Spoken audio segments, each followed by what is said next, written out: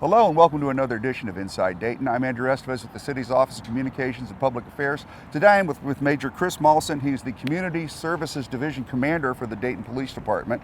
And we're here to talk about the NATO Summit, which is coming to town over the Memorial Day weekend this year.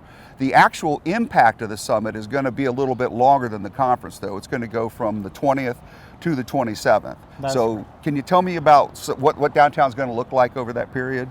Yeah, so we're developing what we're calling NATO Village downtown, and it's pretty much going to be centered around Main and 2nd is the main footprint. And starting on the 20th, people coming downtown are going to see changes in traffic flow as well as pedestrian flow within this area. And those impacts are going to last through the 27th. Okay. The actual conference will be here on Thursday the 22nd, and it will end on the 26th.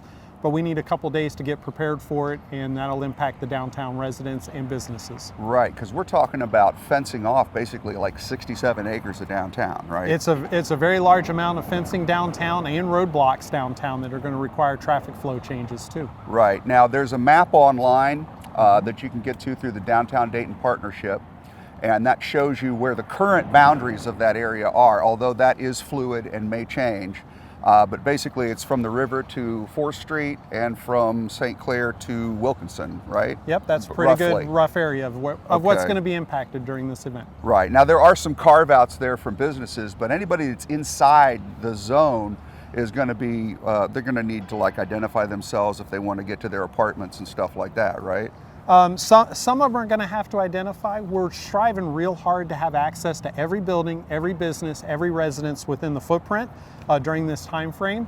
Now they may not have vehicular access, but everybody will have pedestrian access to all locations that do business or residents that reside within the footprint. Okay. Well, the good news is the ballpark is not within that boundary. No. The Oregon District is outside the boundary. The neon movies, places there where you go. But some of the businesses that are inside the boundary are probably going to be impacted by this, right? They will be impacted. Some of the businesses will be accessible, but may not be accessible the way they normally were. You were able to pull up in front, you may have to park a block or two away and walk in. But they will still be open for business, and I encourage residents to go to those businesses and partake of what they serve and try to minimize the impact for our local. Absolutely, yeah. Show them some love, folks. Yep. Small businesses, it's a tough place to be right now. That it is. Is there anything else you'd like to add about this? I just want everybody to know we're going to be pushing out more information as it becomes available. Downtown Dayton Partnership's a great place to get updated info on the maps and the events that are going on. And more than anything, just be courteous and understanding that it's a big thing for the city of Dayton and the state of Ohio for NATO to come here.